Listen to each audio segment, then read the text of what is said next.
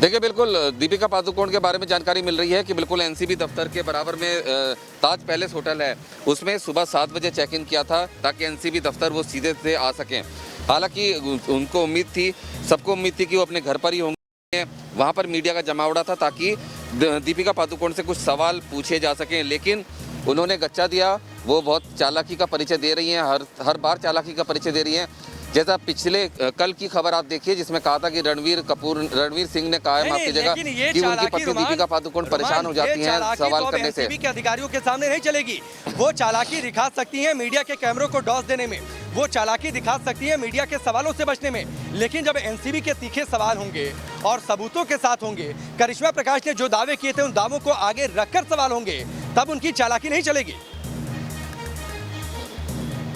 देखिए, बिल्कुल दीपिका पादुकोण अब तक फिल्में की उन्होंने, वो डायरेक्टर्स के सामने डायरेक्टर के हिसाब से उन्होंने एक्टिंग की है, लेकिन आज जिसके सामने वो बैठी हैं वो डिप्टी डायरेक्टर है operations narcotics control bureau KPS Malhotra, जो कि तमाम जो कड़ियां हैं उसको जोड़ने के बाद ही दीपिका पादुकोण को पूछताछ के लिए बुलाया है।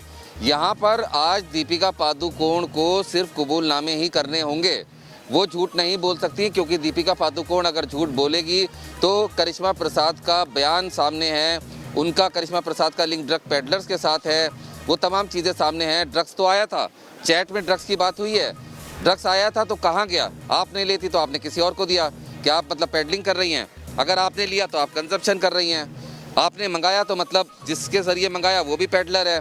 ड्रग्स तो आया है, अब जब ड्रग्स आया है तो वो गया कहाँ, यही सवाल का जवाब देना। दूसरी बात ये कि अगर ड्रग्स आया है तो किसी चीज़ की इंपॉर्टेंस तब होती है जब आप उसके लिए पैसा देते हैं, आप पैसा देकर उसे मंगाते हैं। आपने पैसा दिया तो किसने दिया? ड्रग्स का पैसा किसने दिया? अगर हो सकता है कि ड्रग्स का पैसा किसी और के कार्ड से गया है तो उसके भी नाम का खुलासा होगा।